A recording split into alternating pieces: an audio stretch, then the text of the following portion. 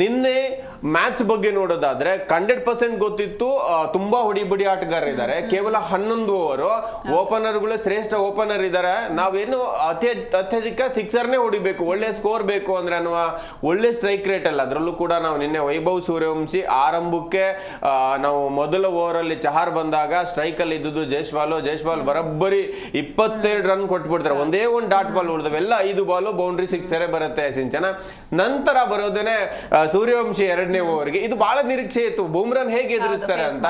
First ಬಾಲೇ boundary ಹೋಗುತ್ತೆ, ಆಮೇಲೆ defence ಆಡ್ತಾರೆ, ಮತ್ತೆ ಸ್ಟ್ರೈಕ್ ಬರುತ್ತೆ, ಸ್ಲೋವರ್ ಅನ್ನ ಅಟ್ಯಾಕ್ ಮಾಡ್ತಾರೆ. ಅವಾಗ ಈ ಹುಡುಗ ಎಷ್ಟು ವೇಗದಲ್ಲಿ ಹಾಕಿದ್ರು ಹೊಡಿತಾನೆ ಅಂತ ಸ್ಲೋವರ್ ಒನ್ ಅವರ ಬ್ರಹ್ಮಾಸ್ತ್ರ ಬೂಮ್ರದು, ಅದನ್ನ ಅಟ್ಯಾಕ್ ಮಾಡ್ತಾರೆ, ನೀಟಾಗಿ 6 ಹೊಡಿತಾರೆ ಅದನ್ನು ಕೂಡ.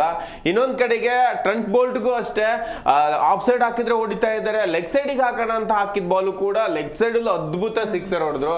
ಈಗ ನಿನ್ನೆಯ ಜೈಸ್ವಾಲ್ ಮತ್ತು ಸೂರ್ಯವಂಶಿ ಅವರ ಆಟ ನೋಡಿದಾಗ ನಮ್ಗನ್ಸುತ್ತೆ ಟೀಮ್ ಇಂಡಿಯಾಕ್ಕೆ ಅತ್ಯಧಿಕ ಉತ್ತಮವಾದ ಓಪನರ್ಗಳು ಸಿಗ್ತಾ ಇದ್ದಾರೆ ಮುಂದಿನ ದಿನಕ್ಕೆ. ಟೀಮ್ ಇಂಡಿಯಾ ಇನ್ನಷ್ಟು ಕ್ರಿಕೆಟ್ ಅಲ್ಲಿ ಬಲಿಷ್ಠ ಆಗೋದ್ರಲ್ಲಿ ಡೌಟ್ ಇಲ್ಲ.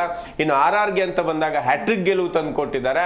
ನಿನ್ನೆ ಅವರು ಕಡಿಮೆ ಓವರ್ ಇತ್ತಲ್ವ ಸಿಂಚನ, T10 ತರ ಅವರು ಸ್ಟ್ರೈಕ್ ರೇಟ್ ನ 200+ ಇಟ್ಕೊಂಡು ಆಡಿದ್ರು. 280, 260 ಹಾಗೇನೆ 200 ನಾಯಕ ಬಂದಾಗೂ ಕೂಡ 200 ಆಡಿದ್ರು. ಇಲ್ಲ ಒಂದ್ ಕಡೆಗೆ ಬುಮ್ರಾ ಒಳ್ಳೆ ಬೌಲಿಂಗ್ ಅದಾದ್ಮೇಲೆ ಮಾಡಿದ್ರು ಅವರು, 1-2 6 ಹೊರತುಪಡಿಸಿದ್ರೆ.